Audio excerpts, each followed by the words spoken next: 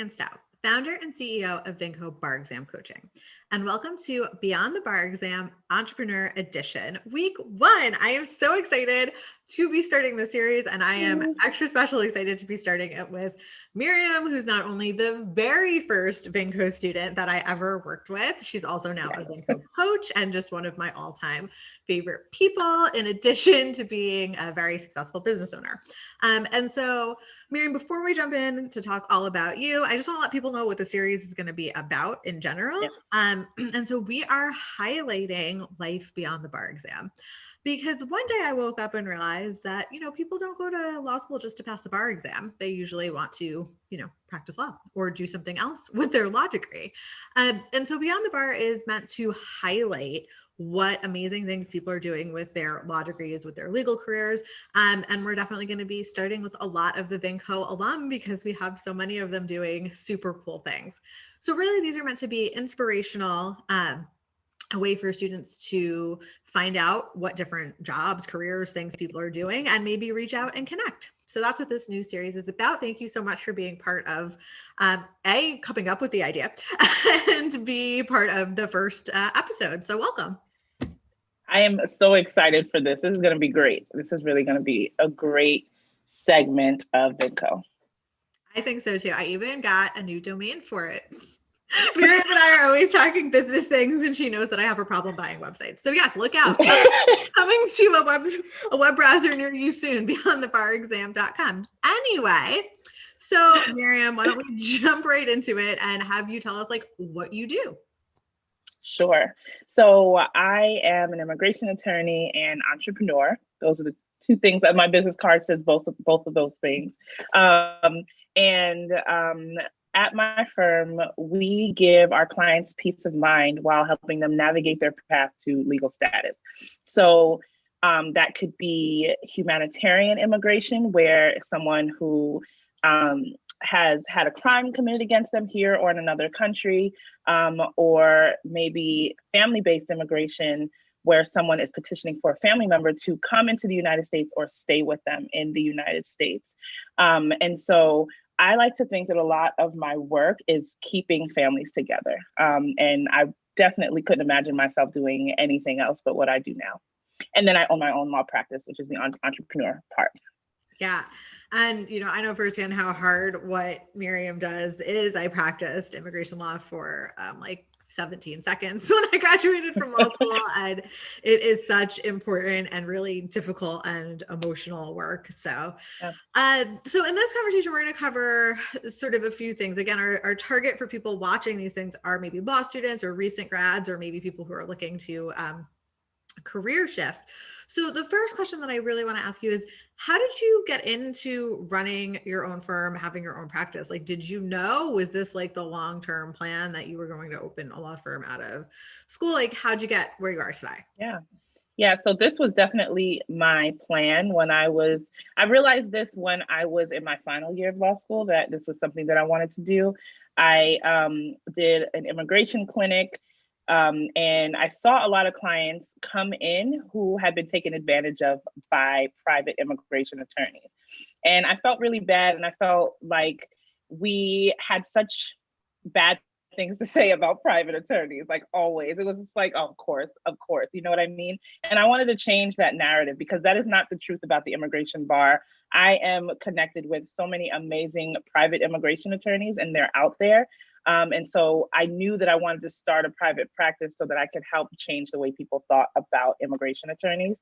And then also personally, parts of my family have gone through the immigration process and alone.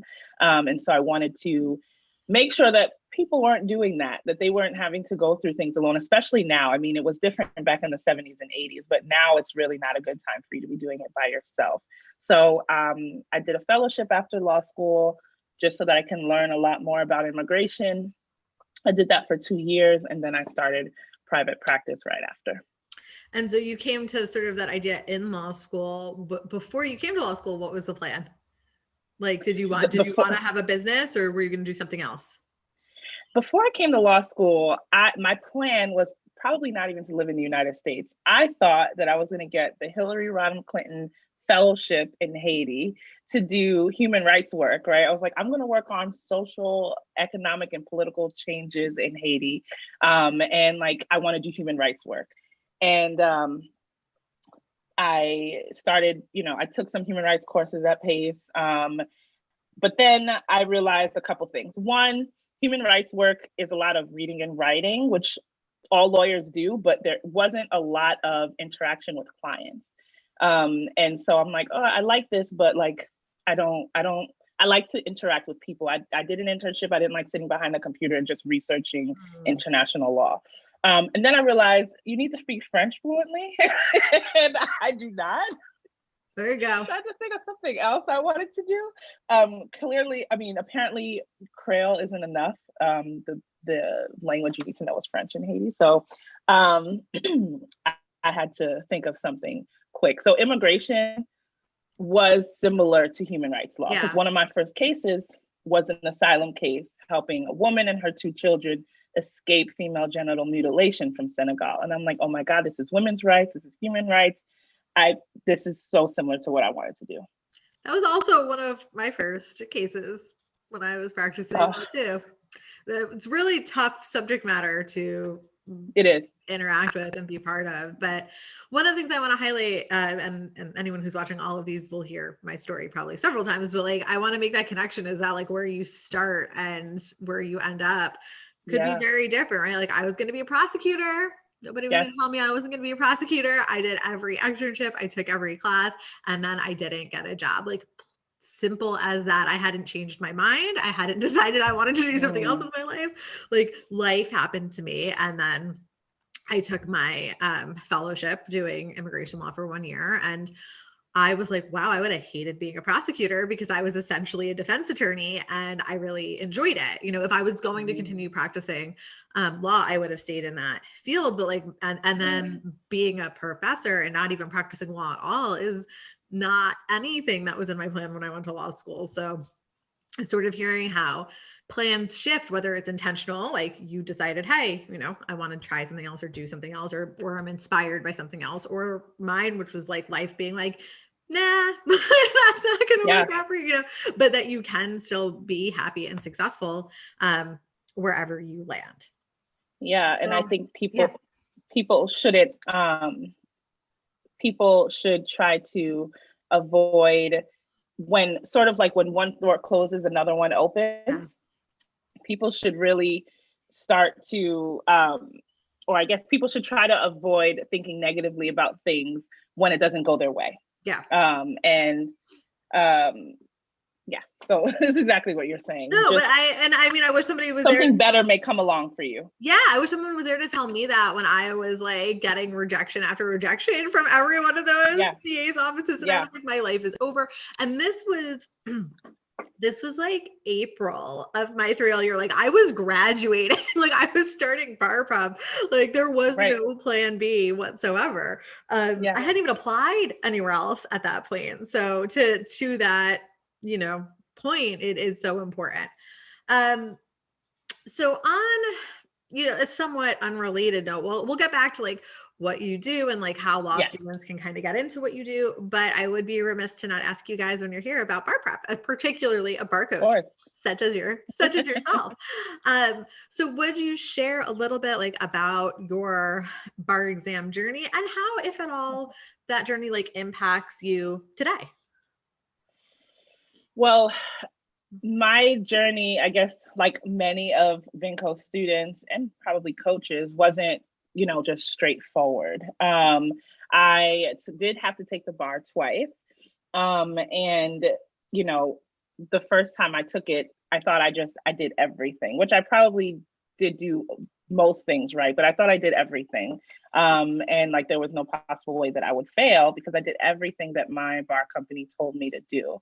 And so it was definitely hard when I found out that I did not pass the first time. And I wasn't sure at all what to do. Like, I was just like, there's nothing else for me to do. I did everything I was supposed to do. This just means that this is not in the cards for me. Like, I'm just not going to pass this thing. And then I reached out to Carrie Ann, and you were like, okay, first of all, no, that's not true. That sounds like me. So stop saying that. And second of all, um, let's look at what you were doing during bar prep. And I just remember the first thing I learned from you was like, you could be doing a lot of stuff, but are you being productive in that time?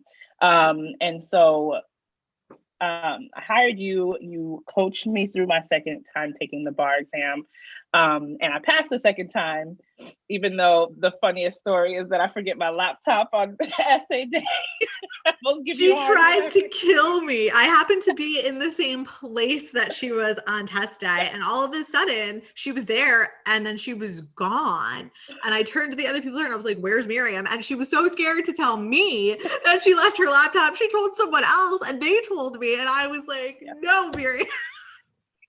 Oh yeah, like I didn't even look at my phone, but like I had missed messages, text messages from you, like, what are you doing? Or where are you? You did not forget your laptop. So yeah, it was a bumpy journey, but I did pass it the second time. And how, you know, I never thought that I'd be a bar coach right now. Like I was done with the bar exam after the first time. After the second time, I was really done with the bar exam. Um, and I think me not passing the first time was something good that happened for me because I was able to now see the right ways to study for the bar exam, see the two, I saw the differences between the first way I studied and the second, and now I'm able to help my students based on that experience. And so that's how I think it shaped my journey or shaped where I am now, is that I'm actually coaching other people so that they don't make the same mistakes that I have.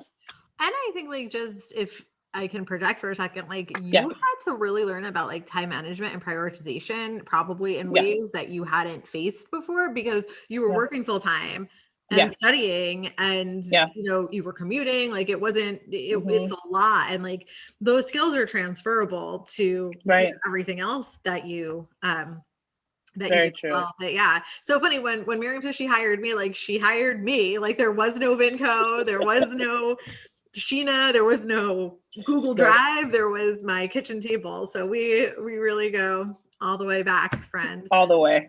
Um, do you have one piece of bar prep advice that you would like to share with anyone who's going to be studying for the bar exam? Absolutely.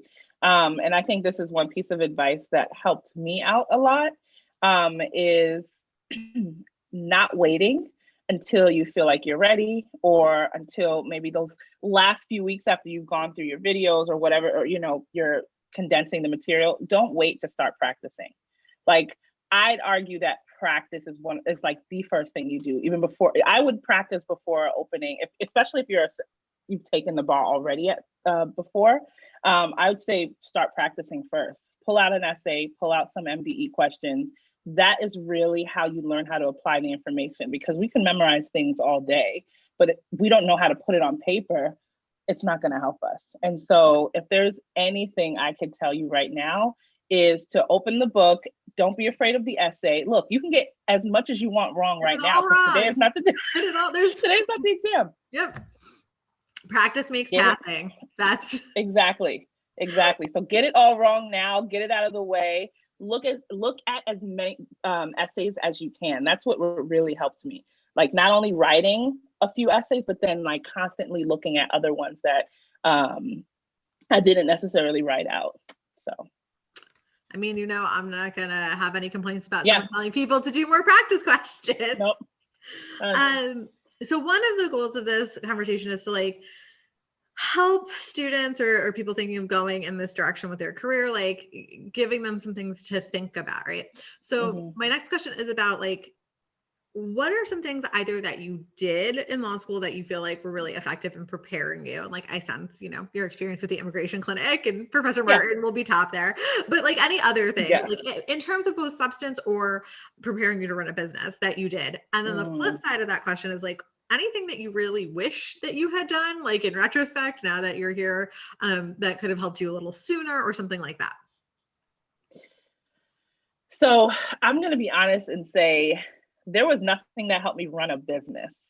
So I'll start with the second question and say one thing that I wish I had done or I wish even, I'm not sure that our school even offered, but I wasn't even thinking this way, that I would be running a business in the future. So even if PACE did offer it, I would have taken that course. But one thing I wish I had was the more like business side of the legal field. Like, even if you're not going to open your own business, when you go work for a law firm, there are like hours, targeted hours you need to work. Like there's billable hours, and like we don't there even are speak that language. We're like, what are they called? Those like hours.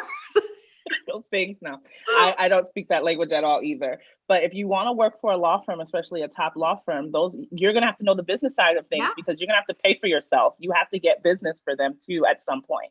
And so that's one thing I wish I had in the beginning. They have that like law practice management class at PACE, but like I wasn't thinking about that when I was a law student. I'm like, because you get people who go into law school with that idea, like that they want to do this, and I wish I had taken that, and accounting for lawyers. Good one too. Yeah. Maybe, I mean, I should have actually, because now I'm doing my own. Well, I used to do my own accounting and I messed that up. So, definitely, if you think even a little bit that you may be interested in hanging your own shingle, look for those types of courses in law school and take them. And one thing that helped me in law school, surprisingly, because as you know, Carrie Ann, I'm like very shy, very nervous, anxious most of the time. Like everything worries me. And so I'm not a public speaker, and I'm not a litigious person. I don't like to go to court or anything like that. Now I'm better at it. But one thing that helped me a lot, even though I don't go to court that much, is trial advocacy in law school. If you're trying to work on your speech, if you're trying to work on your writing, that course is really helpful for that. Even if you're doing immigration, because we don't really do jury selection or anything like that in immigration, but it still helps you with your confidence when it comes to you advocating for your clients, and making sure you're doing a zealous job, so I recommend that. I agree totally. I did regular trial advocacy. I did advanced trial advocacy. So I guess Miriam and I went to law school together. I graduated 1 year ahead of her, but that's how we met and knew each other in the first place. So we're talking about the same classes in the same program. But I actually got my like aha moment with that in the 1L moot court competition. One of the judges ripped me apart so bad. Like, it was my birthday weekend too. This was like very emotionally traumatizing. I was like sobbing. It was horrible. But I knew, like, I walked away from that and I was like, that is the worst thing that will ever happen to me. Like in a courtroom, like nothing that happens from this moment forward will be as bad or as embarrassing as what just happened to me. So like, I say that not to like scare students from those experiences. And like, that was unusual. Like literally, like the school talked to the person who like that was the judges aren't supposed to behave that way, but like I'm glad in retrospect, I was glad I had that I was glad I had that moment, because going into real court with a real judge, I was like, they wouldn't dare like talk to me that way or be like that. So like I was sort of like, nothing that can happen today will hurt me as much as that. So I agree that like getting that exposure to the things that scare you. And teach you preparation.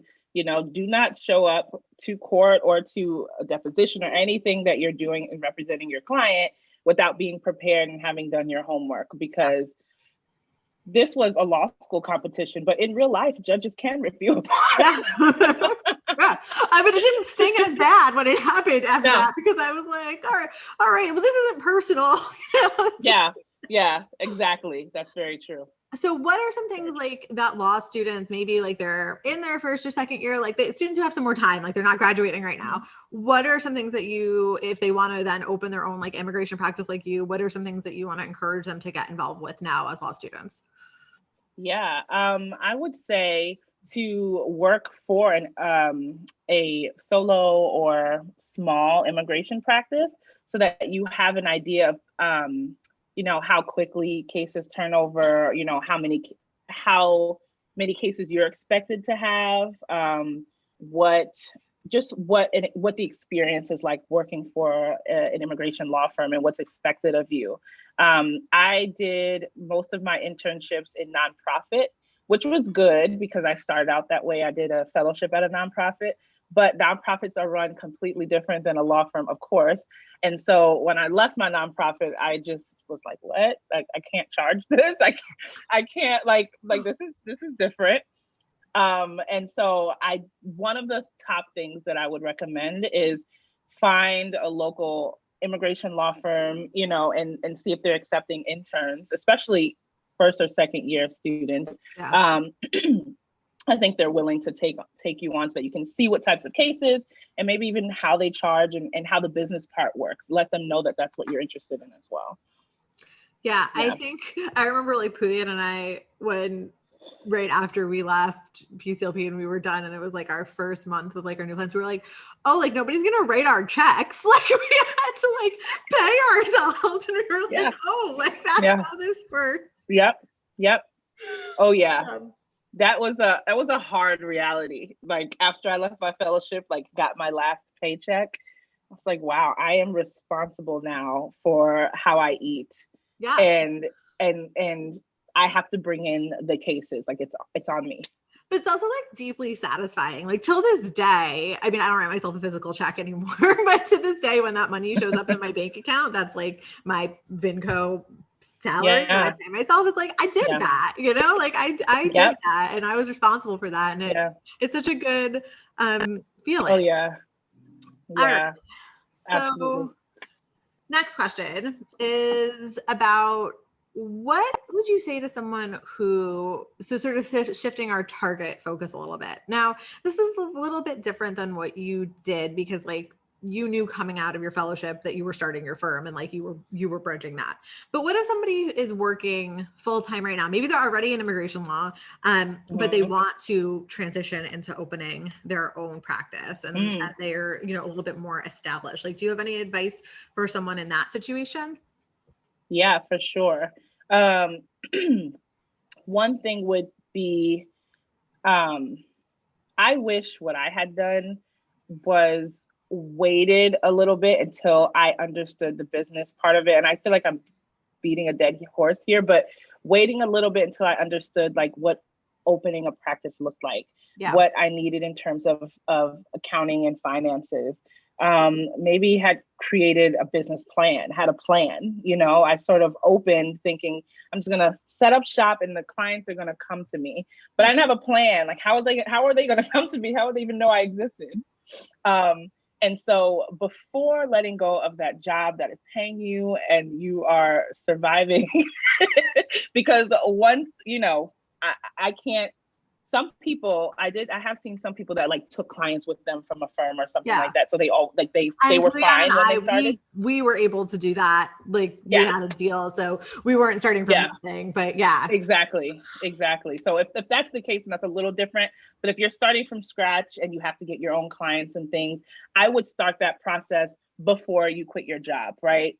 6 to 8 months before you quit your job, so that you know exactly what you're getting into. You have maybe a little bit of a savings, and you have really researched what it takes to not only open a practice and keep the practice open, but to do the things necessary to keep you out of trouble, right? Like with the IRS and I don't know, you know, like malpractice insurance, which I don't think is required in New York, but you should have it. Right. So, you like, I will never forget the first time. So we all, the 5 of us went from the PCLP, we all passed the bar exam the same time. So this is like, we shared, you remember that office, we shared an office the size of this Post-it note. There were 5 of us. And we had all taken the New York bar, the same administration, and thank God we all passed, because it would have been so hard to have just like one of us or not. But anyway, we all went to that like intro, like ethics CLE training thing that they make you do in New York. And I was like crying when we came out of there. I was like, it was all about like the IOLA account and like all of that. And I was like inconsolable. I'm like, there's no way I can do this. Like, I'm just going to have to work for someone else because I can't, but like you can, like the moral of that story is like, you need to keep track and know things. But I think, you know, I don't think you're harping on this whole like business owner piece first, because again, I didn't run a law firm for a very long time, but we were profitable and successful from the beginning. And I will say and I will be forever grateful to my old business partner, Puyan, for this.